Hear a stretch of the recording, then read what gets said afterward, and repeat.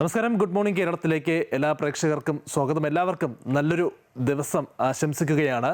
ജീവിതത്തിൽ നമ്മളേറെ ആഘോഷിക്കുന്ന നിമിഷങ്ങളുണ്ടാകും, അതുപോലെ തന്നെ തളർന്നു പോകുന്ന ചില നിമിഷങ്ങളും നമ്മുടെ ജീവിതത്തിൽ ഉണ്ടാകാറുണ്ട്. പണ്ട് ഒരു രാജാവ് തൻ്റെ ശില്പിയോട് ഒരു അഭ്യർത്ഥന നടത്തി. എനിക്ക് ഏറ്റവും സന്തോഷമുള്ളപ്പോഴും സങ്കടമുള്ളപ്പോഴും ഒരുപോലെ വായിക്കാൻ പറ്റിയ ഒരു വരി എൻ്റെ മോതിരത്തിൽ കൊത്തിത്തരണം. ആ ശില്പി നൽകിയ വരി ഇങ്ങനെയായിരുന്നു: ഈ സമയവും കടന്നു പോകും. സന്തോഷത്തിൻ്റെ കൊടുമുടിയിലായിരിക്കുമ്പോൾ ഇത് നമ്മെ വിനയമുള്ളവരാക്കും. സങ്കട കടലിലായിരിക്കുമ്പോൾ ഇത് നമുക്ക് അതിജീവിക്കാനുള്ള കരുത്ത് നൽകും. നമ്മുടെ സാഹചര്യങ്ങളിലും ജീവിതത്തിലും നമ്മൾ കാണുന്ന തർക്കങ്ങളും പ്രതിസന്ധികളും ബുദ്ധിമുട്ടുകളുമെല്ലാം ഇങ്ങനെ താൽക്കാലികം മാത്രമാണ്. മാറ്റങ്ങൾ എപ്പോഴും അനിവാര്യമാണ്. അത് വ്യക്തിപരമായ ജീവിതത്തിലാണെങ്കിലും സമൂഹത്തിലാണെങ്കിലും. ആ മാറ്റങ്ങളുടെയും പുതിയ തീരുമാനങ്ങളുടെയും വാർത്തകളിലേക്കാണ് കേരളം ഇന്ന് കണ്ണു തുറക്കുന്നത്. രാഷ്ട്രീയ പോരാട്ടങ്ങളുണ്ട്, വികസന ചർച്ചകളുണ്ട്. ഇതൊക്കെ സജീവമാകുന്ന ഈ ദിവസം നമ്മൾ അറിഞ്ഞിരിക്കേണ്ട പ്രധാന വിശേഷങ്ങൾ എന്തൊക്കെയാണെന്ന് ആദ്യം നോക്കാം. 8ാം ദിനവും പശ്ചിമേഷ്യയിൽ സംഘർഷം രൂക്ഷം. ഇറാനിലെ ടെഹ്റാനിലടക്കം കടുത്ത ആക്രമണവുമായി അമേരിക്ക. വ്യോമ പ്രതിരോധ സംവിധാനങ്ങൾ തകർത്തുവെന്ന റിപ്പോർട്ട്. ഇസ്രായേലിൽ തിരിച്ചടിച്ച് ഇറാൻ. സംഘർഷം ലഘൂകരിക്കാനുള്ള നടപടികൾ വേണമെന്ന് ഇറാൻ പ്രസിഡന്റിനോട് വ്ളാഡിമിർ പുടിൻ. ഇറാനിൽ കുടുങ്ങിയ ഇന്ത്യക്കാരെ റോഡ് മാർഗം ഒഴിപ്പിക്കാൻ ആലോചന.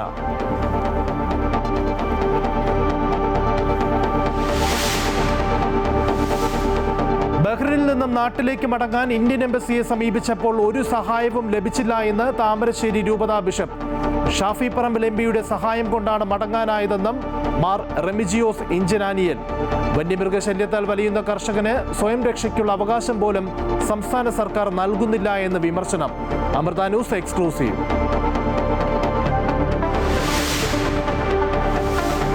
രാജ്യത്ത് പാചകവാതക വില കൂട്ടി. ഗാർഹിക സിലിണ്ടറിന് 60 രൂപയും വാണിജ്യ സിലിണ്ടർ 115 രൂപയും വർദ്ധിക്കും.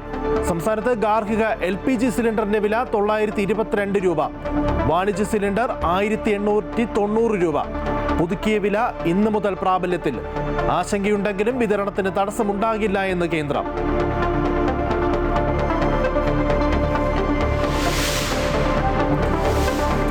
UDFിന്റെ തെരഞ്ഞെടുപ്പ് പ്രചരണ പ്രവർത്തനങ്ങൾക്ക് തുടക്കം കുറിക്കാൻ രാഹുൽ ഗാന്ധി ഇന്ന് തലസ്ഥാനത്ത്. പ്രതിപക്ഷ നേതാവിന്റെ പുതുയുഗ യാത്രയുടെ സമാപന സമ്മേളനം ഉദ്ഘാടനം ചെയ്യും. CPM അനുനയത്തിൽ വഴങ്ങാതെ G Sudhakaran. ആലപ്പുഴ പെരുമ്പളം പാലം ഉദ്ഘാടനം ചെയ്യാനെത്തുന്ന മുഖ്യമന്ത്രി സുധാകരനെ കാണുമോ എന്നതിൽ ആകാംക്ഷ.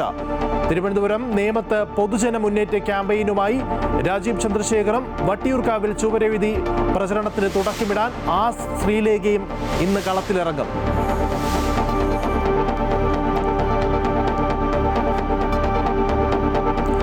സ്വന്തം മണ്ണിൽ ചരിത്രം കുറിക്കാൻ ടീം ഇന്ത്യ. T20 ലോകകപ്പ് ഫൈനലിൽ നാളെ ഇന്ത്യ ന്യൂസിലൻഡ് പോരാട്ടം. മത്സരം അഹമ്മദാബാദിലെ നരേന്ദ്രമോദി സ്റ്റേഡിയത്തിൽ വൈകിട്ട് 7 മണി മുതൽ. ഇരു ടീമുകളും ഇന്ന് പരിശീലനത്തിനിറങ്ങും.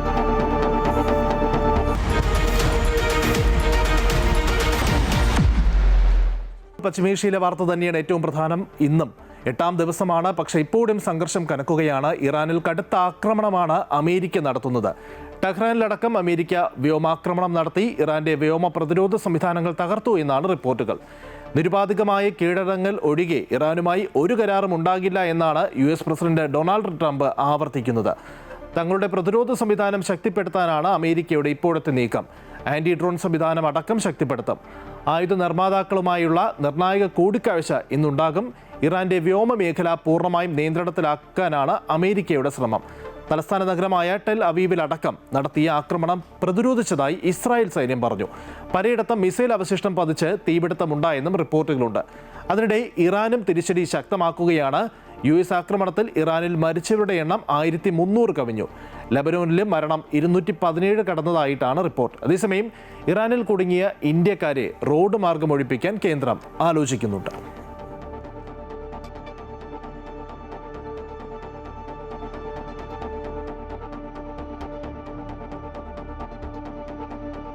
കൊച്ചി തുറമുഖത്ത് ഇന്ത്യ അഭയം നൽകിയ ഇറാനിയൻ കപ്പലിന് പൂർണ്ണ പിന്തുണ നൽകിയ കേന്ദ്രം. IRIS ലവാൻ എന്ന കപ്പലിലെ നാവികർക്കും ജീവനക്കാർക്കും അടക്കം എല്ലാ സൗകര്യവും നൽകുന്നുണ്ട് എന്ന് ഇന്ത്യ ഇറാനെ അറിയിച്ചു. കിരൺ ചേരുകയാണ്. Kiran, good morning. എന്തായാലും കഴിഞ്ഞ ദിവസമായിരുന്നു ഇത്തരത്തിൽ ഈ കപ്പൽ കൊച്ചി തീരത്തേക്ക് എത്തിയത്. ഇതിൻ്റെ നടപടിക്രമങ്ങൾ, ഇന്ന് ഇതിൻ്റെ മറ്റ് വിശദാംശങ്ങൾ എന്താണ്? നടപടിക്രമങ്ങൾ എന്തൊക്കെയായിരിക്കും ഇന്നുണ്ടാവുക? ഹലോ ഹലോ ഹലോ ലിജിൽ, ഇന്നലെയാണ് ഇത് സംബന്ധിച്ച ഒരു സ്ഥിരീകരണം കേന്ദ്ര സർക്കാരിന്റെ ഭാഗത്തു നിന്നും ഉണ്ടായത്. ഐറിഷ് കപ്പലായിട്ടുള്ള ലവാനാണ് ഈ ഇന്ത്യൻ തുറമുഖത്ത് ഇത്തരത്തിലൊരു സംരക്ഷണം നൽകിക്കൊണ്ട് ഇപ്പോൾ ഇന്ത്യ സംരക്ഷിച്ച് നിർത്തിയിരിക്കുന്നത്.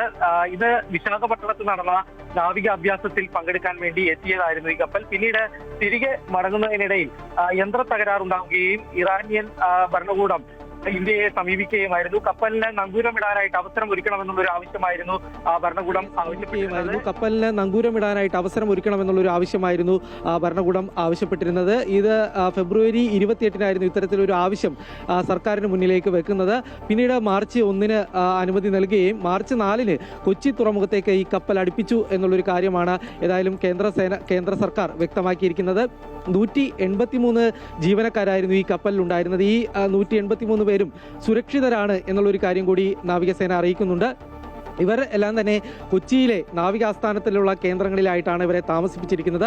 ഇവർക്ക് മതിയായിട്ടുള്ള സുരക്ഷാ സംവിധാനങ്ങളൊപ്പം തന്നെ ആരോഗ്യ പരിരക്ഷകളെല്ലാം തന്നെ ഒരുക്കിയിട്ടുണ്ട് എന്നുള്ളൊരു കാര്യം കൂടി ഏതായാലും കേന്ദ്ര സർക്കാർ അറിയിച്ചിട്ടുണ്ട്. നേരത്തെ തന്നെ ഈ കപ്പലുമായി ബന്ധപ്പെട്ടുള്ള ചില അഭ്യൂഹങ്ങളൊക്കെ പടർന്നിരുന്നു. ഈ പ്രദർശനത്തിനെത്തി തിരികെ മടങ്ങിയ കപ്പൽ ഇന്ത്യൻ മഹാസമുദ്രത്തിൽ ഒറ്റപ്പെട്ടു പോയതാണോ അല്ലെങ്കിൽ അമേരിക്കയുടെ ആക്രമണത്തിൽ തകർന്നതാണോ എന്നടക്കമുള്ള കാര്യങ്ങളിൽ ഒരു വ്യക്തത ലഭിച്ചിരുന്നില്ല. ഈ കപ്പൽ കാണാതാവുകയും ഇതിനെക്കുറിച്ചുള്ള അന്വേഷണങ്ങളൊക്കെ നടക്കുകയുമായിരുന്നു. ഇതിനിടയിൽ തന്നെയാണ് ഏതായാലും ഈ കാര്യത്തിൽ ഒരു വ്യക്തത കേന്ദ്ര സർക്കാരിൻ്റെ ഭാഗത്തു നിന്നും ഉണ്ടായിരിക്കുന്നത്. ഈ കപ്പലിലെ ജീവനക്കാരെല്ലാം തന്നെ സുരക്ഷിതരാണ് എന്ന് കൂടി ഏതായാലും അറിയിക്കുന്നുണ്ട്. നേരത്തെ ഈ നാവിക അഭ്യാസത്തിൽ പങ്കെടുത്ത് മടങ്ങുകയായിരുന്ന INS ദയനയാണ് ഈ അമേരിക്കയുടെ ആക്രമണത്തിൽ ഇന്ത്യൻ മഹാസമുദ്രത്തിൽ വെച്ച് തകരുന്നതായിട്ടുള്ള ഒരു സാഹചര്യം ഉണ്ടായത്. ഏതായാലും ഈ മൂന്നാമത്തെ കപ്പൽ ഇത് സുരക്ഷിതമാണ് എന്നുള്ളൊരു കാര്യം തന്നെയാണ് കേന്ദ്ര സർക്കാർ അറിയിച്ചിരിക്കുന്നത്. ലിജിൻ, ശരി, എന്തായാലും കപ്പലിന് പൂർണ്ണ പിന്തുണ നൽകുകയാണ് കേന്ദ്രം. ഒപ്പം തന്നെ ഇതിലെ ജീവനക്കാർക്കടക്കം എല്ലാ സൗകര്യങ്ങളും നൽകുന്നുണ്ട് എന്ന് ഇന്ത്യ ഇറാനെ അറിയിക്കുകയും ചെയ്തു. കിരണാണ് വിവരങ്ങൾ നൽകിയത്.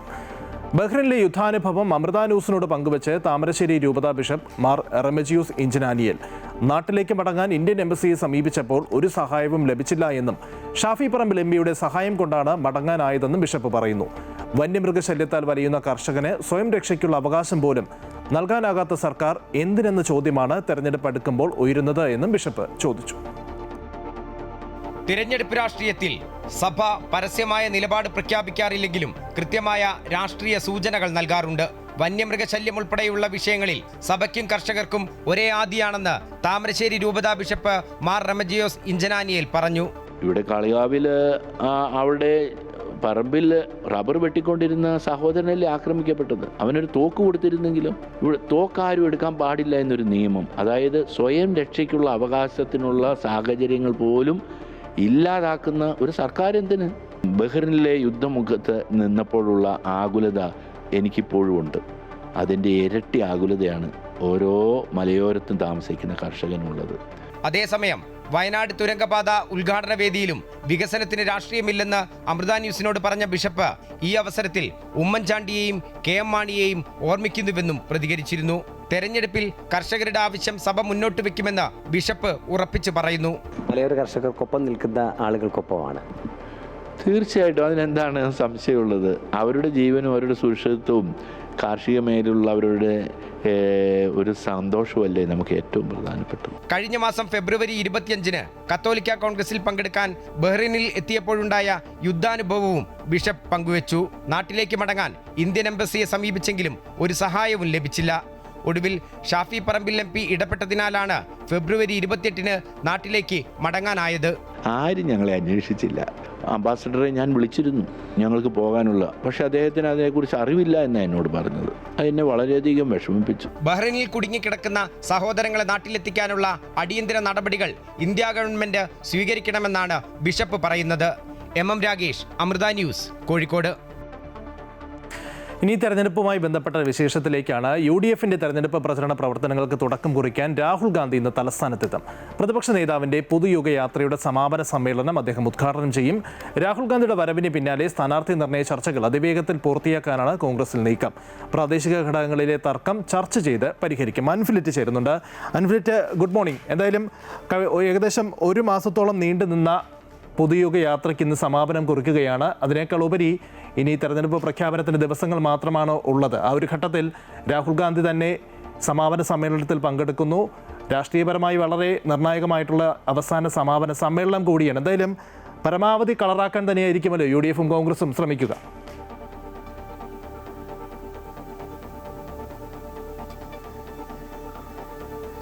Lijin, good morning.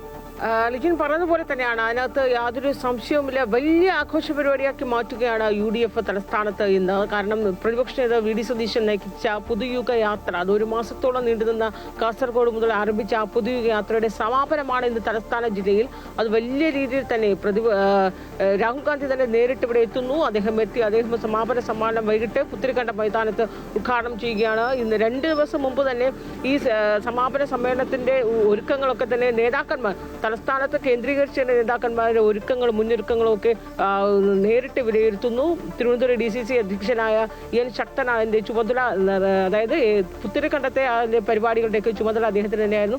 ഇന്നലെ രാത്രിയോടുകൂടി പ്രതിപക്ഷ നേതാവ് പുത്തരിക്കണ്ടം മൈതാനത്ത് എത്തി നേരിട്ട് സ്ഥിതിഗതികളൊക്കെ തന്നെ വിലയിരുത്തുന്നു. മാധ്യമപ്രവർത്തകരുമായി അദ്ദേഹം പ്രതികരണമൊക്കെ നൽകുന്നു. അതായത് വലിയ ഒരുക്കങ്ങളാണ് പ്രതിപക്ഷ നേതാവിന്റെ യാത്രയുടെ സമാപനം. കാരണം ഈ യാത്രയുടെ സമാപനം എന്ന് പറയുന്നത് അതിനപ്പുറത്തേക്ക് തെരഞ്ഞെടുപ്പ് അംഗത്തിലേക്ക് UDF കളത്തിലിറങ്ങുകയാണ്. ഇന്ന് മുതൽ ഈ പ്രചാരണത്തിനായി തുടക്കം കുറിക്കുന്നു. എല്ലാ രീതിയിലും സ്ഥാനാർത്ഥികളെ ഔദ്യോഗികമായി പ്രഖ്യാപിക്കുന്ന 1-2 ദിവസം വൈകുമെങ്കിലും, അത് വിജ്ഞാപനം വന്നതിന്റെ തൊട്ട് പിന്നാലെ അല്ലെങ്കിൽ അതിന്റെ തൊട്ട് തലേന്നോ എന്ന രീതിയിലായിരിക്കും പ്രഖ്യാപനമെങ്കിലും, ധാരണയായ സ്ഥലങ്ങളിലൊക്കെ തന്നെ തെരഞ്ഞെടുപ്പ് കളത്തിൽ ഇറങ്ങാനായി സ്ഥാനാർത്ഥികളോട് ഉറപ്പുള്ള സ്ഥാനാർത്ഥി, പ്രത്യേകിച്ച് 1ാം ഘട്ടത്തിൽ 40ഓളം സ്ഥാനാർത്ഥികളെ പ്രഖ്യാപിക്കാൻ തന്നെയാണ്. കാരണം അതിനകത്ത് സ്ക്രീനിംഗ് കമ്മിറ്റിക്ക് കൈമാറിയിട്ടുണ്ട് പട്ടിക.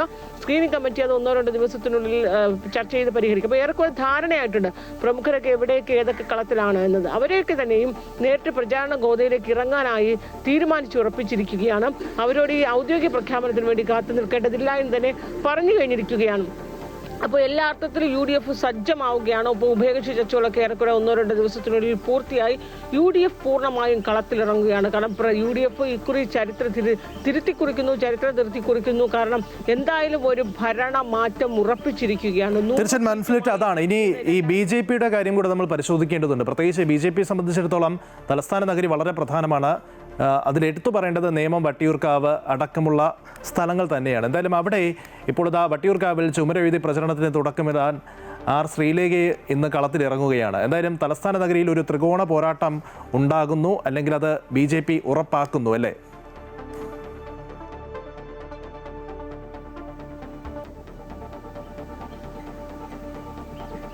അതുതന്നെയാണ് ലിജിൻ. ഇന്നിപ്പോൾ തലസ്ഥാനത്ത് UDF-ന്റെ അദ്ദേഹം രാഹുൽ ഗാന്ധി ഇന്ന് തലസ്ഥാനത്തെത്തി UDF-ന്റെ പ്രചാരണ ജാഥയ്ക്ക് തുറക്കമിടുന്ന അതേ ദിവസം തന്നെ BJP മറുഭാഗത്ത് BJPക്ക് ഏറ്റവും കൂടുതൽ പ്രതീക്ഷയുള്ള മണ്ഡലങ്ങളാണ് തലസ്ഥാന ജില്ല എന്ന് പറയുന്നത്. ആ ജില്ലയിലെ ഏറ്റവും പ്രധാനപ്പെട്ട സ്റ്റാർ കാറ്റഗറിയിൽ അവർ ഉൾപ്പെടുത്തുന്ന 2 മണ്ഡലങ്ങളായ വട്ടിയൂർക്കാവും നേമം. ആ നേമത്തും വട്ടിയൂർക്കാവും സ്ഥാനാർത്ഥികൾ ഏറെക്കുറെ ഔദ്യോഗികമായ പ്രഖ്യാപനം ഉണ്ടായില്ലെങ്കിൽ കൂടി ധാരണയായിരിക്കുകയാണ്. അത് നേമത്ത് രാജീവ് ചന്ദ്രശേഖറും, ഒപ്പം തന്നെ ഇപ്പോൾ വട്ടിയൂർക്കാവ് ശ്രീലേഖ എന്ന് ഉറപ്പിച്ചിരിക്കുകയാണ്. കഴിഞ്ഞ ദിവസമാണ് BJP-യുടെ ഔദ്യോഗിക വാർത്താക്കുറിപ്പിലൂടെ ചുമരെഴുതി ശ്രീലേഖ ഉദ്ഘാടനം ചെയ്യുന്നു എന്ന് പറയുന്നത്. നേമത്ത് ഇതുപോലെ ചുമരെഴുതി രാജീവ് ചന്ദ്രശേഖർ ഉദ്ഘാടനം ചെയ്തതാണ്. അദ്ദേഹം സ്വയം പ്രഖ്യാപിച്ചതുമാണ് അദ്ദേഹം തന്നെ നേമത്ത് സ്ഥാനാർത്ഥിയാകുമെന്ന്. അപ്പോൾ വട്ടിയൂർക്കാവിലെ ശ്രീലേഖയുടെ വളരെ നേരത്തെ തന്നെ അത്തരം ചർച്ചകളൊക്കെ ഉണ്ടായിരുന്നതാണ്.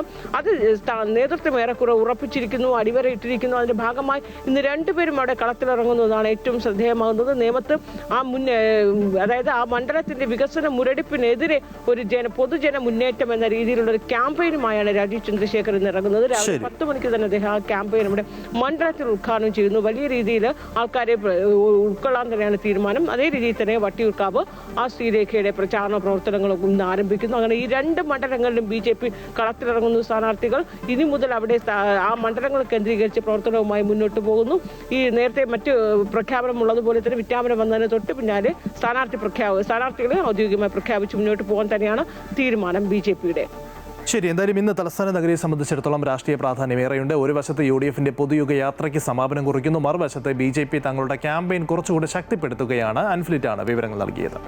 രാജ്യത്ത് പാചകവാതക വില കൂട്ടി. ഗാർഹിക സിലിണ്ടറിന് 60 രൂപയാണ് കൂട്ടിയത്. വാണിജ്യ സിലിണ്ടറിന്റെ വില 115 രൂപ വർദ്ധിക്കും. വില വർധനവ് ഇന്ന് പ്രാബല്യത്തിൽ വരും. പുതുക്കിയ വില പ്രാബല്യത്തിൽ വരുന്നതോടെ ഗാർഹിക LPG സിലിണ്ടറിന്റെ വില ഡൽഹിയിൽ 853 രൂപയിൽ നിന്നും 913 രൂപയായി ഉയരും. കേരളത്തിൽ 922 രൂപയാണ് വില. ഡൽഹിയിൽ 19 കിലോഗ്രാം വാണിജ്യ സിലിണ്ടറിന്റെ വില 1768 രൂപ 50 പൈസയിൽ നിന്നും 1883 രൂപയായി ഉയർന്നു.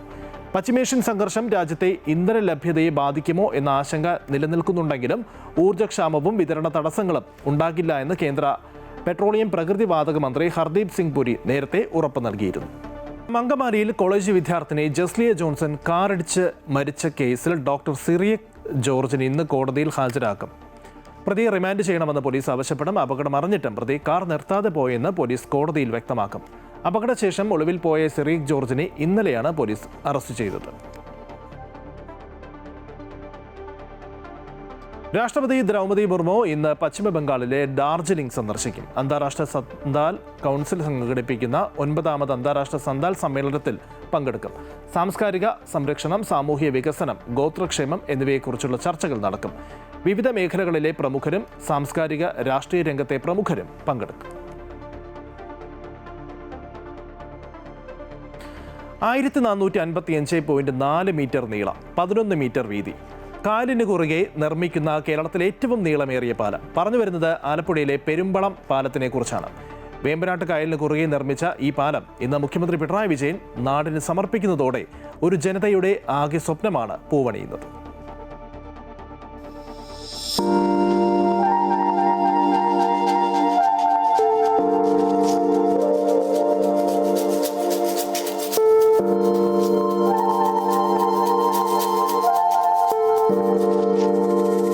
ഇരു കര തൊടുക മാത്രമല്ല, അസാധ്യമെന്ന് വിധിയെഴുതിയ ഒരു സ്വപ്നത്തിൻ്റെ അങ്ങേ തലക്കിലേക്ക് ഒരു ജനതയാകെ ചുമലിലേറ്റുകയാണ് ഈ പാലം.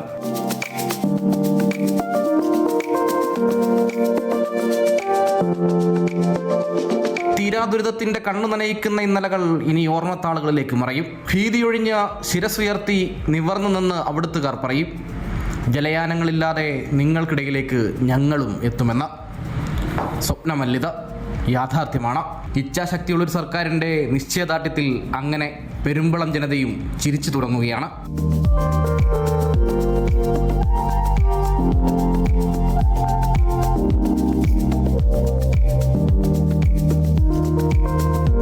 പെരുമ്പളം നിവാസികളുടെ ജീവിതയാത്ര ഇനിയാണ് ആരംഭിക്കുന്നത്.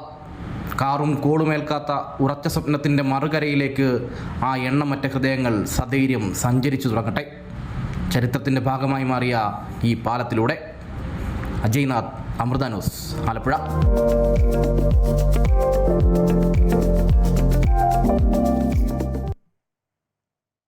മുതിർന്ന നേതാവ് ജി സുധാകരൻ അനുനയിപ്പിക്കാൻ CPM ശ്രമം തുടർന്നേക്കും. ഇന്ന് മുഖ്യമന്ത്രി ജില്ലയിൽ എത്തുന്നതോടെ സുധാകരൻ വിഷയത്തിൽ പരിഹാരമുണ്ടാകുമെന്നാണ് നേതൃത്വത്തിന്റെ പ്രതീക്ഷ. അതേസമയം പാർട്ടിക്ക് വിരുദ്ധമായി സുധാകരൻ നിലപാട് എടുത്തേക്കില്ല. മെമ്പർഷിപ്പ് തൽക്കാലം പുതുക്കുന്നില്ല എന്ന നിലപാടിൽ ഉറച്ചു നിൽക്കുകയാണ് സുധാകരൻ. അജയ്നാഥ് ചേരുകയാണ്. Ajay, good morning. എന്തായാലും തെരഞ്ഞെടുപ്പ് കാലത്ത് ജി സുധാകരൻ ഇത്തരത്തിലൊരു പ്രസ്താവന നടത്തുന്ന അല്ലെങ്കിൽ അദ്ദേഹത്തിൻ്റെ FB പോസ്റ്റൊക്കെ ഉണ്ടാക്കിയ പുകല് ചെറുതായിട്ടൊന്നുമല്ല CPMനെ ബാധിക്കുന്നത്. ഇന്നതാ മുഖ്യമന്ത്രി ജില്ലയിലുണ്ട്. അദ്ദേഹവുമായി കൂടിക്കാഴ്ച നടത്തുമോ എന്നുള്ള ആകാംക്ഷയാണ് മുന്നിലുള്ളത്. എന്തായിരിക്കും ഇന്നത്തെ രാഷ്ട്രീയ സമവാക്യങ്ങൾ, അല്ലെങ്കിൽ ഏത് രീതിയിലായിരിക്കും കാര്യങ്ങൾ മുന്നോട്ട് പോവുക?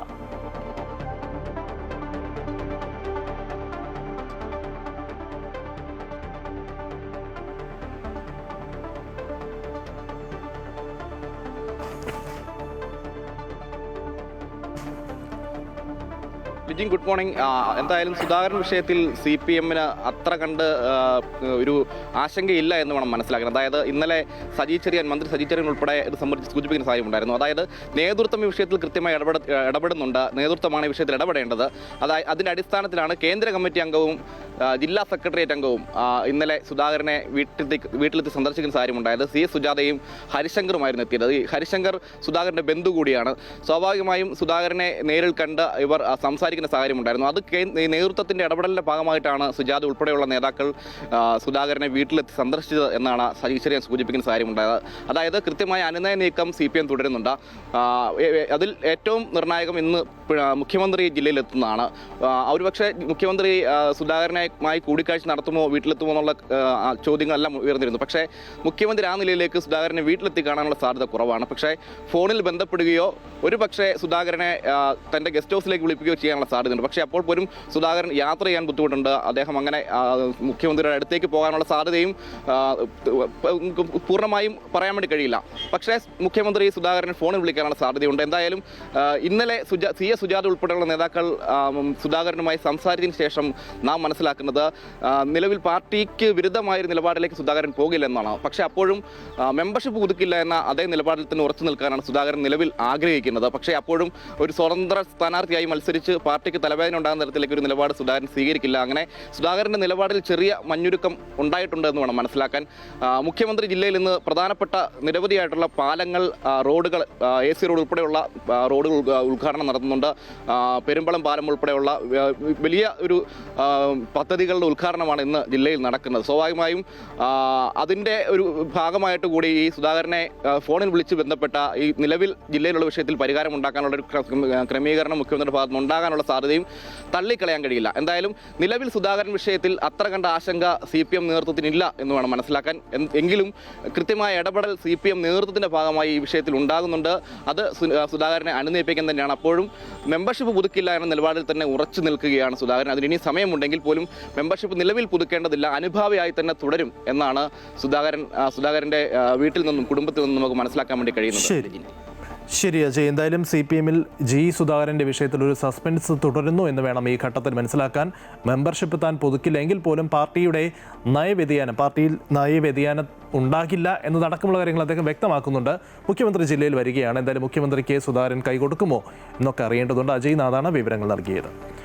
2025 പുതുവർഷ ആഘോഷത്തിനിടെ പടക്കം പൊട്ടിത്തെറിച്ചുണ്ടായ അപകടത്തിൽ നഷ്ടപ്പെട്ട വലത് കൈ അവയവദാനത്തിലൂടെ തിരികെ കിട്ടിയ സന്തോഷത്തിൽ പത്തനംതിട്ട പെരുന്നാട് സ്വദേശി കിഷോർ വീട്ടിലേക്ക് മടങ്ങി.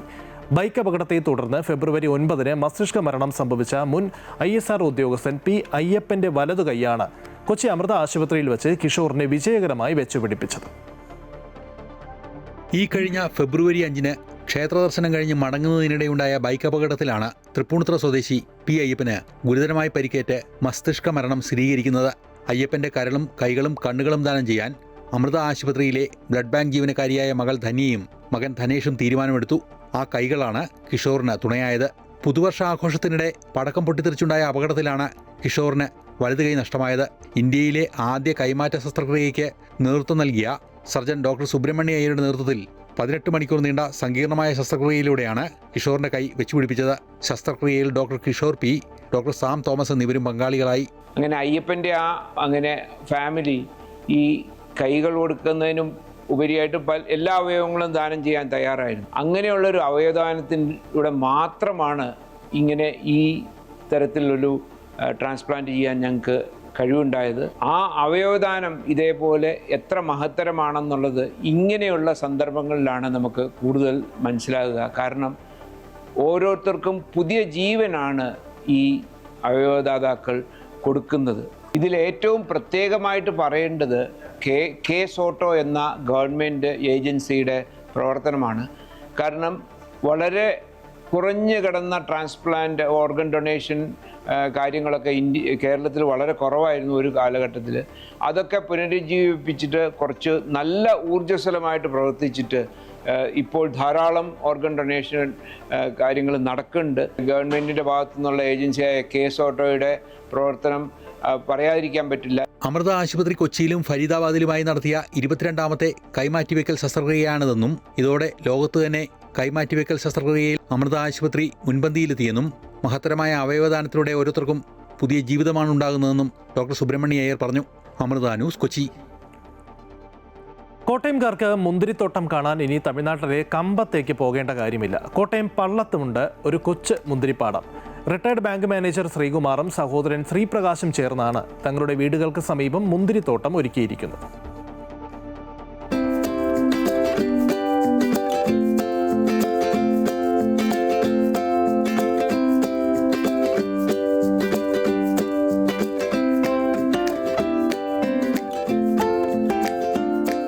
സെന്റ് ഭൂമിയിൽ നിറയെ കായ്കളുമായി പടർന്ന് പന്തലിച്ചിരിക്കുകയാണ് സഹോദരങ്ങളായ ശ്രീകുമാറിൻ്റെയും ശ്രീപ്രകാശിൻ്റെയും മുന്തിരി കൃഷി. 10 മാസങ്ങൾക്ക് മുൻപാണ് മുന്തിരിച്ചെടികൾ നട്ടത്. പലയിടങ്ങളിലും 3-4 വർഷമെടുത്താണ് മുന്തിരി കായ്ക്കാറുള്ളതെങ്കിൽ ഇവരുടെ മുന്തിരിച്ചെടികൾ 1 വർഷം പോലും ആകുന്നതിന് മുൻപേ കായ്ച്ചു തുടങ്ങി. ബാങ്ക് മാനേജരായി വിരമിച്ച ശ്രീകുമാറിൻ്റേതായിരുന്നു മുന്തിരി കൃഷി എന്ന ആശയം. തിരുപ്പൂരിൽ ജോലി ചെയ്തിരുന്ന കാലത്ത് തോന്നിയ ആഗ്രഹമാണ്. പക്ഷേ ഈരാറ്റുപേട്ടയിൽ നിന്നും തൈകൾ കൊണ്ടുവന്ന് നട്ടുപിടിപ്പിക്കാൻ മുന്നിൽ നിന്നത് ശ്രീപ്രകാശാണ്. ഒരു 7.5 സെന്റ് സ്ഥലമുണ്ട് ഇത്. അപ്പം അനിയനോട് പറഞ്ഞു, ഇങ്ങനെ നമുക്ക് വേണമെങ്കിൽ ഒരു ചെറിയ മുന്തിരിത്തോട്ടം ഇടാം എന്ന് പറഞ്ഞപ്പോൾ അദ്ദേഹം അത് വളരെ, അതായത് കൊച്ചു കുഞ്ഞുങ്ങളെ നോക്കുന്ന പോലെയാണ് അദ്ദേഹം ഈ ചെടികളെ നോക്കിയത്. കോട്ടയത്തെ പൊള്ളുന്ന ചൂട് തന്നെയാണ് മുന്തിരി കൃഷിക്ക് അനുഗ്രഹമായത്. മുന്തിരിക്ക് ഏറ്റവും ആവശ്യം ചൂടാണ്. എന്നാൽ വേരുകൾക്ക് ആവശ്യം പോലെ വെള്ളവും തണുപ്പും വേണം. 19 മുതൽ 15 വരെ ദിവസം ഇടവേളകളിൽ വളവും നൽകണം. ഏറ്റവും പ്രധാനപ്പെട്ടത് വേണ്ടത് തീക്കട്ട പോലെ എരിയുന്ന വെയിൽ വേണം. താഴെ കുഴിച്ചു വയ്ക്കുമ്പോൾ ഈ പടർപ്പൻ പുല്ല് വേരോടുന്നത് പോലെയാണ് വേരുകൾ പോകുന്നത്, അല്ലാതെ ആഴത്തിലേക്ക് വേരുകൾ പോകുന്നില്ല. അപ്പം മുകൾ ഭാഗത്ത് എപ്പോഴും ഒരു നനവുണ്ടായിരിക്കണം. ജൈവവളങ്ങൾ മാത്രമേ ഇട്ടുള്ള, കെമിക്കൽ തൊട്ടിട്ടില്ല ഇതില്. കേരളത്തിൽ പലയിടത്തും മുന്തിരി പലരും നട്ടുപരീക്ഷിച്ചിട്ടുണ്ടെങ്കിലും കായ്കൾ ഉണ്ടായപ്പോൾ പുളി കാരണം ചെടികൾ തന്നെ വെട്ടിക്കളയുകയായിരുന്നു. എന്നാൽ കായ്കൾക്ക് മധുരം ഉണ്ടാകാൻ ഇവർ ശർക്കര, വാഴപ്പഴം, വേപ്പിൻ പിണ്ണാക്ക് എന്നിവയുടെ മിശ്രിതമാണ് വളമായി നൽകുന്നത്. 7 സെന്റിലെ മുന്തിരി കൃഷിക്കായി 1,00,000-ലധികം രൂപ ഇതിനകം ചെലവായി കഴിഞ്ഞു. പരീക്ഷണം വിജയിച്ചാൽ കൃഷി വിപുലീകരിക്കാനാണ് ഇവരുടെ ആലോചന. അമൃത ന്യൂസ്, കോട്ടയം.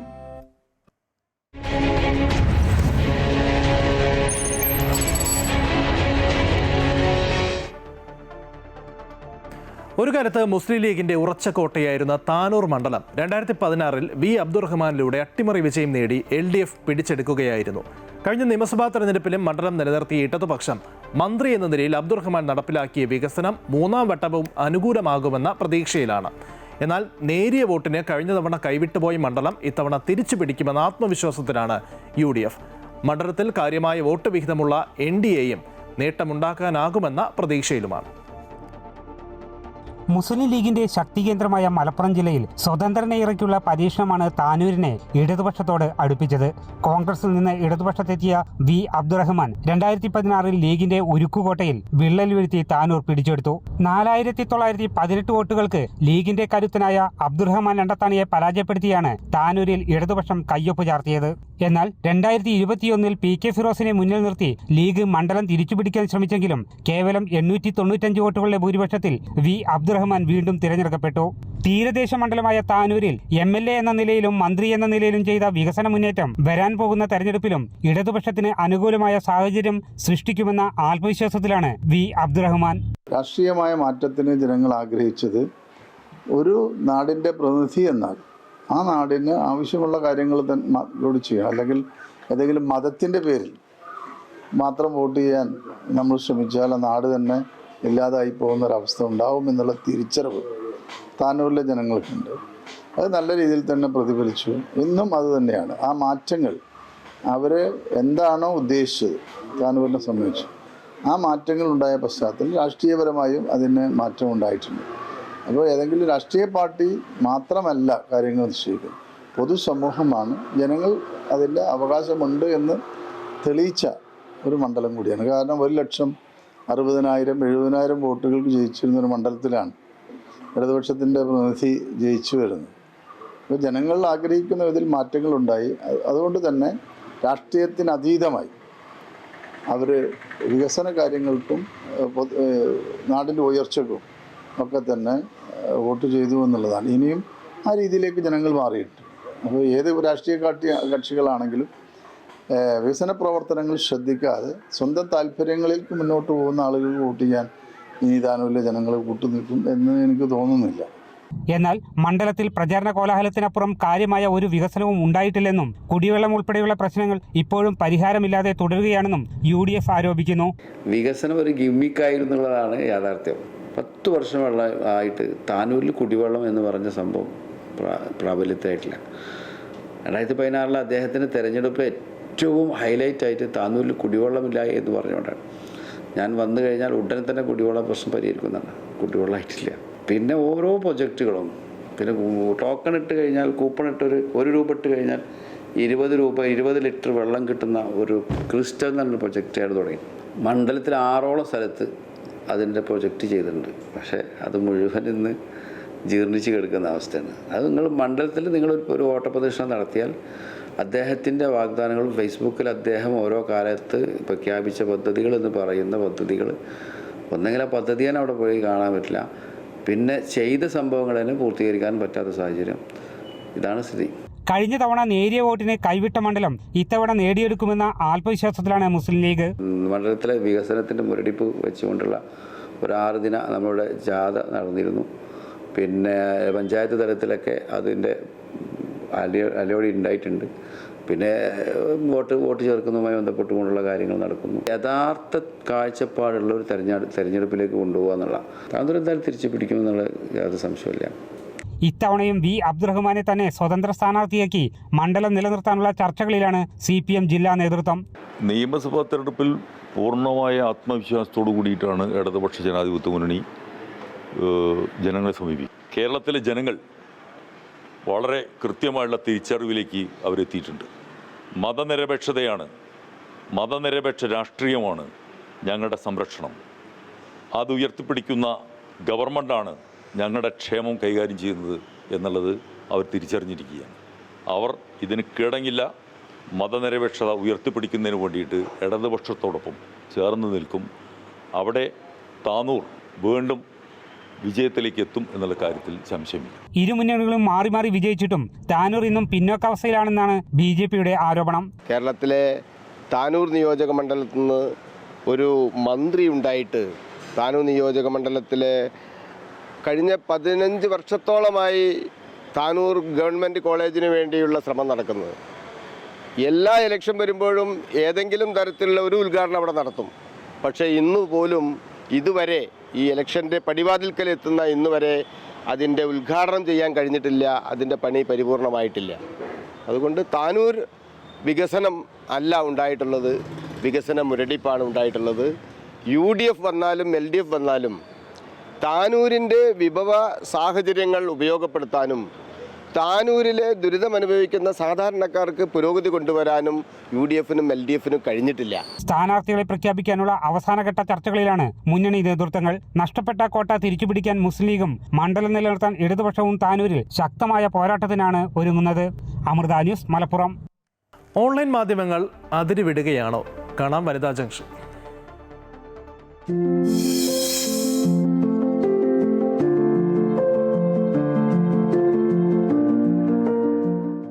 നമസ്കാരം. ഇന്ന് നാം നേരിടുന്ന ഏറ്റവും വലിയ വെല്ലുവിളിയാണ് സമൂഹ മാധ്യമങ്ങളുടെ അതിക്രമം. ആവിഷ്കാര സ്വാതന്ത്ര്യം എന്ന മനോഹരമായ ലേബലിനുള്ളിൽ ഒളിപ്പിച്ചു വച്ച് മറ്റൊരാളുടെ സ്വകാര്യതയെ കച്ചവടമാക്കുന്ന ഈ ഡിജിറ്റൽ വേട്ടയുടെ ഇരകൾ ഓരോ ദിവസവും കൂടുകയാണ്. സെലിബ്രിറ്റികൾക്കും സാധാരണക്കാർക്കും ഒരുപോലെ ബാധകമായ സ്വകാര്യതയ്ക്കുള്ള മൗലികാവകാശം എങ്ങനെയാണ് വ്യൂസിനും ലൈക്കിനും വേണ്ടി ബലികൊടുക്കപ്പെടുന്നത്? ഓൺലൈൻ മാധ്യമങ്ങൾ അതിരുവിടുകയാണോ? ഈ വിഷയമാണ് വനിതാ ജംഗ്ഷൻ ചർച്ച ചെയ്യുന്നത്.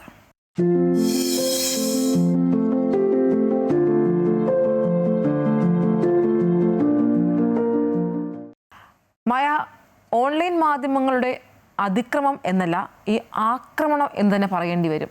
ഓരോ ആളുകൾക്ക് നേരെയുമുള്ള ആക്രമണമാണ്. ഇപ്പോൾ ഈ ഒരു വിഷയം വീണ്ടും ചർച്ചയാവാൻ കാരണം നമുക്കറിയാം, പൊങ്കാലയിടാനായി എത്തിയ അന്ന രാജൻ തിരിച്ചു മടങ്ങിയത് നിറകണ്ണുകളോടെയാണ്. അതിന് കാരണം അവർ ഭക്തിയോടെ പൊങ്കാലയിടാൻ എത്തിയപ്പോൾ വേണ്ടിടത്തും വേണ്ടാത്തയിടത്തുമെല്ലാം സൂം ചെയ്യുന്ന ഈ സമൂഹ മാധ്യമങ്ങളുടെ ഒരു ആക്രമണമാണ്. ഇത് ഇന്നും ഇന്നലെയും തുടങ്ങിയതല്ല, അല്ലേ? ഈ ലൈക്സിനും വ്യൂസും കിട്ടാൻ, റീച്ചിന് വേണ്ടി ഇപ്പോൾ എന്തും ചെയ്യുക, എവിടെയും കടന്നു കയറുക എന്നൊരു സംസ്കാരത്തിലേക്ക് ആയിക്കഴിഞ്ഞു, അല്ലേ സമൂഹ മാധ്യമങ്ങളുടെ ഒരു ആക്രമണം? തീർച്ചയായും. ഈ ഒരു പഴഞ്ചൊല്ലുണ്ട്, വാളെടുത്തവനൊക്കെ വെളിച്ചപ്പാട് എന്നുള്ള പോലെ. അതുപോലെയാണ് ഒരു മൊബൈൽ ക്യാമറയും ഒരു യൂട്യൂബ് പേജോ അല്ലെങ്കിൽ ഒരു സോഷ്യൽ മീഡിയ പേജോ ഒക്കെ ഉണ്ടെങ്കിൽ ആർക്കും ഇപ്പോൾ മാധ്യമപ്രവർത്തകനാകാം എന്നുള്ള ഒരു അവസ്ഥയിലേക്കാണ് നമ്മൾ എത്തിയിട്ടുള്ളത്. ഇതൊക്കെ നമ്മൾ മുമ്പ് ഈ പല വിദേശ രാജ്യങ്ങളിലൊക്കെയാണ് ഇത്തരത്തിലുള്ള ഈ പാപ്പരസം നമ്മൾ കാണുന്നത്, പാപ്പരാസീസ്. അപ്പോൾ ഇപ്പോൾ നമ്മുടെ നാട്ടിലേക്കും ഈ ഒരു സംസ്കാരം വന്നു എന്നുള്ളതാണ്. അപ്പോൾ കൃത്യമായ നിർവചനം ഇതിനില്ല. മാധ്യമപ്രവർത്തകൻ എന്നതിന് നമ്മുടെ ഈ സാറ്റലൈറ്റ് ചാനലുകളിലായാലും പത്രങ്ങളിലൊക്കെ ആയാലും ഒരു കൃത്യമായ നിർവചനമുണ്ട്. പക്ഷേ ഈ ഡിജിറ്റൽ മീഡിയയിലേക്ക് വരുമ്പോൾ, ഈ ഓൺലൈൻ യൂട്യൂബ് ചാനലുകളിലേക്ക് വരുമ്പോൾ ആരാണ് മാധ്യമപ്രവർത്തകൻ എന്നുള്ളൊരു ചോദ്യം വളരെ പ്രസക്തമാണ്. ആർക്കും എവിടെയും ഇടിച്ചു കയറി ചെന്ന് ഒരാളുടെ ദൃശ്യങ്ങൾ അവരുടെ അനുവാദമില്ലാതെ പകർത്തി, അതും അശ്ലീല ചുവയോടുകൂടി ആ ഒരു ടോണിൽ, നേരത്തെ ഐശ്വര്യ പറഞ്ഞതുപോലെ സൂം ചെയ്തും അനാവശ്യമായ സ്ഥലത്തേക്ക് പിന്നെ അശ്ലീല കണ്ണോടുകൂടി കണ്ടുകൊണ്ട് ദൃശ്യങ്ങൾ എടുക്കുകയും അത് സോഷ്യൽ മീഡിയയിൽ പ്രചരിപ്പിക്കുകയും ഒക്കെ ചെയ്യുന്നത് അത് അവർക്ക് ഒരു വരുമാന മാർഗമാക്കുകയാണ്. അവർ ഇതൊരു കച്ചവട ചരക്കാക്കുകയാണ്. ഒരു സ്ത്രീയെ ആണെങ്കിൽ ശരി ഒരു ഉപഭോഗ വസ്തുവായി കണ്ട് അവരെ ഇതുപോലെ സൂം ചെയ്ത് ഹൈ ആംഗിൾ ഫോട്ടോസ് എടുത്ത് അങ്ങനെയൊക്കെയാണ് നമ്മൾ നിരവധി നമുക്ക് എല്ലാ ദിവസവും ഫീഡ് വന്നുകൊണ്ടിരിക്കുകയല്ലേ ഈ ഇൻസ്റ്റാഗ്രാമിലായാലും ഫേസ്ബുക്കിലായാലും. അപ്പോൾ ആ രീതിയിലേക്കുള്ള ഒരു സംസ്കാരം ഇവരിവിടെ വളർത്തി കൊണ്ടുവന്നു. എനിക്ക് അവരെ മാധ്യമപ്രവർത്തകർ എന്ന് പോലും വിളിക്കാൻ ഞാൻ എൻ്റെ പേഴ്സണൽ ഒരു അഭിപ്രായത്തിൽ ഞാൻ ഞങ്ങളെ വിളിക്കാൻ ഇഷ്ടപ്പെടുന്നില്ല എന്നുള്ളതാണ്. അപ്പോൾ ആ രീതിയിലേക്ക് മാറിക്കഴിഞ്ഞു. നമ്മൾ എല്ലാ ദിവസവും കാണുന്നതാണ് മഞ്ഞക്കിളി പച്ചക്കിളി എന്നൊക്കെ പറഞ്ഞ് ഓരോ പേജുകളിലേക്ക് വന്ന് ഇത്തരത്തിൽ കുത്തിത്തിരികെ ആളുകളിലേക്ക് എത്തിക്കുകയാണ്.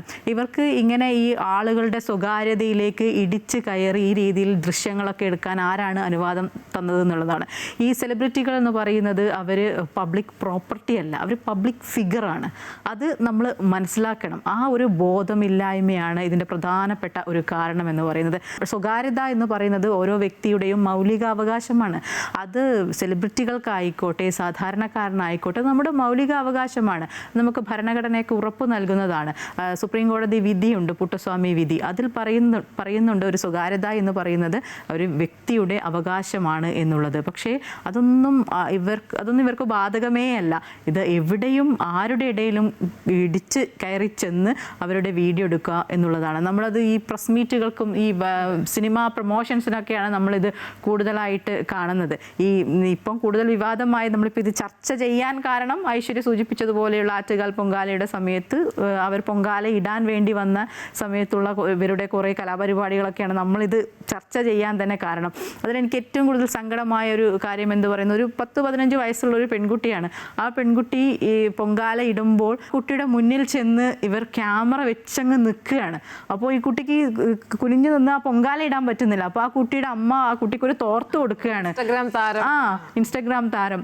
അപ്പോൾ ആ കുട്ടിക്ക് ആ അമ്മ തോർത്ത് കൊടുത്തതിന് ശേഷം ആ കുട്ടി വളരെ കഷ്ടപ്പെട്ടാണ് ഈ പൊങ്കാല അടുപ്പിൽ ഇളക്കുന്നതും ആ പൊങ്കാല ഇടുന്നതൊക്കെ. വളരെ എന്തൊരു തരംതാണ പ്രവൃത്തിയാണ്, എന്തൊരു അശ്ലീലമാണെന്നാണ് എനിക്ക് അത് കണ്ടപ്പോൾ തോന്നിയത്. ദേഹം അനങ്ങാതെ അത് പണിയെടുക്കാതെ ഒരു ഫോൺ കൊണ്ടുപോയി ഇത്തരം ദൃശ്യങ്ങൾ പകർത്തി പൈസ ഉണ്ടാക്കുക എന്ന ഒറ്റ ലക്ഷ്യം മാത്രമേ അതിനുള്ളൂ.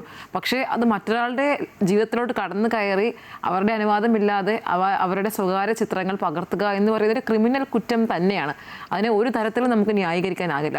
ഈ ആറ്റുകാൽ പൊങ്കാലയുടെ കാര്യം പറഞ്ഞപ്പോഴാണ് ഞാൻ ഈ പൊങ്കാല റിപ്പോർട്ട് ചെയ്യാൻ പോയ സമയത്ത് ചിപ്പിയോടൊപ്പം ഞാൻ ഉണ്ടായിരുന്നു. ആ ഒരു സമയത്ത് അവിടെ ഉണ്ടായിരുന്നു.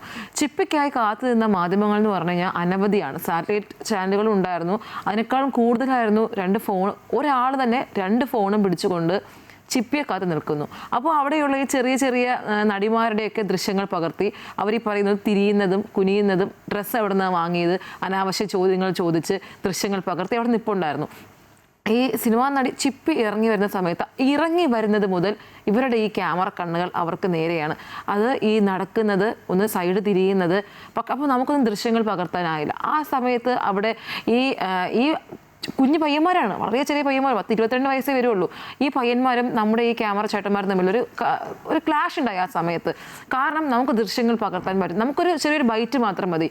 പക്ഷെ അവരെ സംബന്ധിച്ച് ചിപ്പി വന്നിരിക്കുന്നു, പിന്നെ ഈ കലം തയ്യാറാക്കുന്നു, അവിടെ ഇരിക്കുന്നു, അങ്ങനെ ആകെ ബഹളമായി. അവിടെ നിൽക്കുന്ന ആളുകളൊക്കെയും പ്രശ്നമുണ്ടാക്കി. അവർക്ക് പൊങ്കാലിടാനാകുന്നില്ല, അവരുടെ പൊങ്കാല കലമൊക്കെ ചവിട്ടി പൊട്ടിക്കുന്ന ഒരു സ്ഥിതിയിലേക്ക്. ആ ഒരു ചെറിയ സ്പേസിൽ നിന്നുകൊണ്ട് നമുക്കൊന്നും ദൃശ്യങ്ങൾ എടുക്കാൻ പറ്റുന്നില്ല, ഒരു ബൈറ്റ് പോലും എടുക്കാൻ പറ്റുന്നില്ല. പകരം ഇവർ കയറി അങ്ങ് നിൽക്കുകയാണ്. കാരണം ഇവർക്ക് മുഴുവൻ ദൃശ്യങ്ങളും വേണം, ഇവർക്കൊരു ബൈറ്റ് മാത്രം പോരാ. പകരം അവിടെ ചിപ്പി എന്തൊക്കെ ചെയ്യുന്നു അതിൽ പിന്നീട് ഞാൻ ഈ ദൃശ്യങ്ങൾ കണ്ടു, മറ്റ് സോഷ്യൽ മീഡിയാസിലൂടെ കണ്ടു. അതിൽ എടുത്തു പറയേണ്ട കാര്യം, അതിൽ ആദ്യത്തെ തംബ്നെയിൽ എന്ന് പറയുന്നത് ഈ ചിപ്പി തിരിഞ്ഞു നിൽക്കുന്നതാണ്. അപ്പോൾ നമുക്ക് ഇതെപ്പോഴാണ് സംഭവിച്ചത്, അതായത് പക്ഷെ കയറുമ്പോഴേക്കും അങ്ങോട്ടും ഇങ്ങോട്ടും നടക്കുന്ന വിഷ്വൽസ് ആണെങ്കിലും തംബ്നെയിൽ എന്ന് പറയുന്നത് വേറെയാണ്. അതായത് ആളുകളെ അതിലേക്ക് അട്രാക്ട് ചെയ്യുക, അല്ലെങ്കിൽ അതുവഴി വരുമാനം ഉണ്ടാക്കുക. അതാണ് അവരുടെ പ്രധാന ലക്ഷ്യം എന്ന് പറയുന്നത്. ഇങ്ങനെ എല്ലായിടവും ഈ ചെറിയ ചെറിയ നടിമാർ എവിടെയുണ്ടോ അവരുടെ മുന്നിൽ പോയി അവരെന്തൊക്കെ ചെയ്യുന്നു, അവർ നടക്കുന്നത് അല്ലെങ്കിൽ നിൽക്കുന്നത് കുനിയുന്നത് ഇതൊക്കെ പകർത്തി സോഷ്യൽ മീഡിയയിൽ ഇട്ടിട്ട് അങ്ങ് അലക്കുക എന്നുള്ളതാണ്. അവർക്കൊരു ജീവിതമുണ്ടെന്നോ അല്ലെങ്കിൽ അവരുടെ അനുവാദമില്ലാതെയാണ് ഇതൊക്കെ അവർക്ക് അത്തരം അത് അവരുടെ ഒരു അവകാശം പോലെയാണ്. ഇത് ഞങ്ങൾക്ക് അവകാശപ്പെട്ടതാണ്. കൂടാതെ ഇത് മാത്രമല്ല, നമുക്കറിയാം ഈ ദീപക് എന്ന വ്യക്തി എന്തുകൊണ്ടാണ് ആത്മഹത്യ ചെയ്യാൻ കാരണം. ഇപ്പം മായ സൂചിപ്പിച്ചതുപോലെ എല്ലാവരും മാധ്യമപ്രവർത്തകരാണ്. ഒരു ഫോണും ഒരു യൂട്യൂബും ഉണ്ടെങ്കിൽ അവരെല്ലാവരും മാധ്യമപ്രവർത്തകരാണ്. ഷിംജിത എന്താണ് ചെയ്തത്? എന്തുകൊണ്ടാണ് ദീപക് ആത്മഹത്യ ചെയ്യാൻ കാരണം? ഈ റീച്ചിന് വേണ്ടി ഷിംജിത ഒരു വീഡിയോ എടുക്കുന്നു, അതിൽ അപമാനഭാരം താങ്ങാനാകാതെ ദീപക് ആത്മഹത്യ ചെയ്യുന്നു. ഇവിടെയും ഇതാണ് സംഭവിച്ചത്. ലൈക്കിനും ഷെയറിനും റീച്ചിനും വേണ്ടി മറ്റൊരാളെ കുരുതിക്ക് കൊടുക്കുക. ഇത് തന്നെയല്ലേ എല്ലാ മാധ്യമങ്ങളും ചെയ്യുന്നത്. അപ്പോൾ ഒരാളുടെ സ്വകാര്യത ലംഘിക്കുന്ന വീഡിയോയെക്കുറിച്ച് പരാതിയോ അങ്ങനെ എന്തെങ്കിലും ലഭിച്ചു കഴിഞ്ഞാൽ 24 മണിക്കൂറിനുള്ളിൽ അല്ലെങ്കിൽ 72 മണിക്കൂറിനുള്ളിൽ അത് നീക്കം ചെയ്യാനുള്ള നടപടി ഉണ്ടാകണമെന്ന് ഇതിൽ പറയുന്നുണ്ട്. അതുപോലെ തന്നെയാണ് ഡിജിറ്റൽ മീഡിയ എത്തിക്സ് കോഡ് എന്ന് പറയുന്നത്. അത് ഈ ഓൺലൈൻ വാർത്താ മാധ്യമങ്ങൾ പാലിക്കേണ്ട കൃത്യമായ പെരുമാറ്റച്ചട്ടങ്ങൾ സർക്കാർ ഇതിൽ ഉൾപ്പെടുത്തിയിട്ടുണ്ട്. അതുപോലെ തന്നെയാണ് ബ്രോഡ്കാസ്റ്റ് സർവീസസ് റെഗുലേഷൻ ബില്ല്. ഇത് ഓൺലൈൻ മാധ്യമ ലോകത്ത് വലിയൊരു ചർച്ചയായതാണ് ആ സമയത്തൊക്കെ. ഈ ബില്ല് പ്രകാരം യൂട്യൂബ് ചാനലുകളെയും അതുപോലെ ഡിജിറ്റൽ വാർത്താ പോർട്ടലുകളെയും ഒക്കെ ഈ OTT ബ്രോഡ്കാസ്റ്റർമാരുടെ ഒരു പരിധിയിൽ കൊണ്ടുവരാൻ സർക്കാർ ഒരു ശ്രമമൊക്കെ നടത്തി. പക്ഷെ അതിപ്പോൾ ആ ഒരു പരിധിയിൽ കൊണ്ടുവന്നില്ല എന്നാണ് എൻ്റെ ഒരു ഓർമ്മ. അങ്ങനെ വരികയാണെങ്കിൽ നമ്മളിപ്പോൾ ഉള്ള ഈ TV ചാനലുകൾക്കും പത്രത്തിനുമൊക്കെ ഉള്ള ആ ഒരു കർശനമായ നിയമങ്ങളൊക്കെ ഇതുപോലെ തന്നെയുള്ള മാധ്യമങ്ങൾക്കും ബാധകമാകുമെന്നാണ് കരുതുന്നത്. അപ്പോൾ ഇവരെ നിയന്ത്രിക്കാനും ഇത് സ്ക്രൂട്ടിനി ചെയ്ത് എന്താണോ പൊതുജനങ്ങൾക്ക് കൊടുക്കേണ്ടത് അത് തന്നെ പൊതുജനങ്ങൾക്ക് കൊടുത്ത് ഇവരുടെ അതിക്രമങ്ങളും കടന്നുകയറ്റങ്ങളും അന്യൻ്റെ ജീവിതത്തിലേക്ക് എത്തി നോക്കുന്നതുമൊക്കെ നിയന്ത്രിക്കാൻ ഒരു സംവിധാനം, ശക്തമായ നിയമവ്യവസ്ഥയാണ് നമ്മുടെ രാജ്യത്ത് വേണ്ടത്. വിദേശ രാജ്യങ്ങളിലൊക്കെ അതുണ്ട് എന്നാണ് ഞാൻ മനസ്സിലാക്കുന്നത്. ഫ്രാൻസ്, കാനഡ പോലെയുള്ള രാജ്യങ്ങൾ അത്തരത്തിലുള്ള ശക്തമായ സംവിധാനമുണ്ട്. അവിടെ എൻ്റെ സ്വകാര്യത, ഓരോ പൗരൻ്റെയും സ്വകാര്യത അത് മാനിക്കുന്നുണ്ട് എന്നാണ് തോന്നുന്നത്. നമ്മൾ ഈ സോഷ്യൽ മീഡിയാസിൻ്റെ കാര്യം പറഞ്ഞപ്പോഴാണ് എടുത്തു പറയേണ്ട ഒരു കാര്യമുണ്ട്, ചില സാറ്റലൈറ്റ് ചാനലുകളുടെ കാര്യവും. അതായത് ദിലീപ് കുറ്റക്കാരനാണോ അല്ലയോ എന്നുള്ളത് അവിടെ നിൽക്കട്ടെ, പക്ഷേ ദിലീപ് കോടതിയിലേക്ക് അന്ന് പോകുന്ന സമയത്ത് ഡ്രോൺ പറത്തിയിട്ടായിരുന്നു ദൃശ്യങ്ങൾ എടുത്തിരുന്നത്. ദിലീപിൻ്റെ വീട് മാത്രമല്ല, ചുറ്റുമുള്ള വീടുകൾ, അവരുടെ അടുക്കളയിലേക്ക് വരെ എത്തി നോക്കുന്നൊരു സംസ്കാരം. അപ്പം നമ്മൾ ഈ സോഷ്യൽ മീഡിയാസിനെ കുറ്റം പറയുമ്പോൾ നമ്മുടെ ഇടയ്ക്കും അത്തരം ചില ആളുകളുണ്ട് എന്നുള്ള സത്യം നമ്മൾ മനസ്സിലാക്കേ മതിയാകും. കാരണം ഈ റേറ്റിങ്ങും റീച്ചിങ്ങും ഉണ്ടാക്കാനായിട്ട് എന്തൊക്കെയാണ് ചെയ്യുന്നത്. ദിലീപ് ഇറങ്ങി വരുന്നു, അതിൽ ലോ ആംഗിൾ എടുക്കുന്നു, ഡ്രോൺ പറത്തി എടുക്കുന്നു. അപ്പോൾ ചുറ്റുമുള്ള സ്ത്രീകൾ അവർ വീട്ടിൽ നിൽക്കുന്ന വസ്ത്രങ്ങളാണല്ലോ. പക്ഷേ അതൊന്നുമല്ല, അത് ആ ദൃശ്യങ്ങൾ കൊടുത്ത് എങ്ങനെയെങ്കിലും ആളുകളെ ഇതിലേക്ക് അവരുടെ ഈ ചാനലിലേക്ക് എത്തിക്കുക എന്നുള്ള ശ്രമം. ഇത് തന്നെയാണ് നമ്മുടെ ചില സാറ്റലൈറ്റ് ചാനലുകളും ചെയ്യുന്നത് എന്ന് പറയാൻ കുറച്ച് വിഷമമുണ്ട്. പക്ഷെ ആ ഒരു സംസ്കാരമാണ് അവരും തുടരുന്നത് എന്ന് നമുക്ക് പറയേണ്ടി വരും. ഓൺലൈൻ മാധ്യമങ്ങൾക്കും കൃത്യമായ നിയമങ്ങളും കടുത്ത ശിക്ഷാ നടപടികളും ഉത്തരവാദിത്വമുള്ള എഡിറ്റോറിയൽ രീതികളും ഉണ്ടാകണം. ഒരു വ്യക്തിയുടെ അന്തസ്സും സമാധാനവും കവർന്നെടുക്കുന്നതിനെ നമുക്ക് മാധ്യമപ്രവർത്തനമെന്ന് വിളിക്കാനാവില്ല. ഓൺലൈൻ മാധ്യമങ്ങളെ നിയന്ത്രിക്കാൻ രാജ്യത്ത് കടുത്ത നിയമ സംവിധാനങ്ങൾ കൂടിയേ മതിയാകൂ.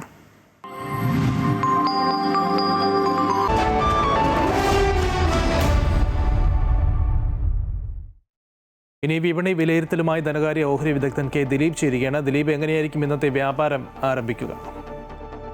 വലിയൊരു നഷ്ടത്തിലാണ് കഴിഞ്ഞ ആഴ്ച വ്യാപാരം അവസാനിപ്പിച്ചത്. ഏതാണ്ട് 2.89% നഷ്ടമാണ് മുൻനിര ഓഹരി സൂചികളിൽ ഉണ്ടായത്. രണ്ടാം നിര ചെറുകിട ഓഹരികളിലും സമാനമായ നഷ്ടം നേരിട്ടു. ഒട്ടുമിക്ക മേഖലകളിലും വിൽപ്പന തന്നെയായിരുന്നു.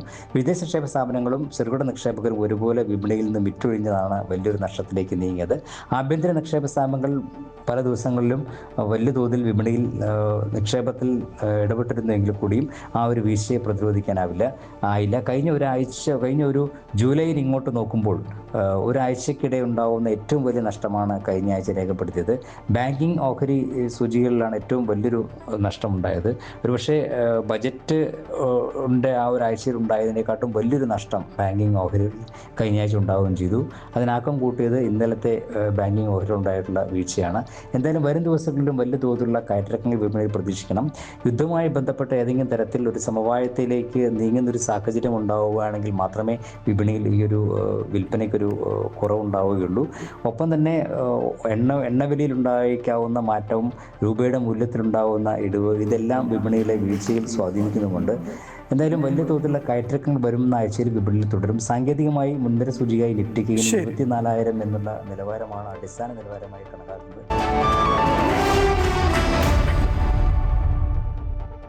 സ്വന്തം മണ്ണിൽ ചരിത്രം കുറിക്കാൻ ടീം ഇന്ത്യ നാളെ ഇറങ്ങുകയാണ്. T20 ലോകകപ്പ് ഫൈനലിൽ നാളെ ഇന്ത്യ ന്യൂസിലൻഡിനെ നേരിടും. അഹമ്മദാബാദിലെ നരേന്ദ്രമോദി സ്റ്റേഡിയത്തിൽ വൈകിട്ട് 7 മണി മുതലാണ് മത്സരം.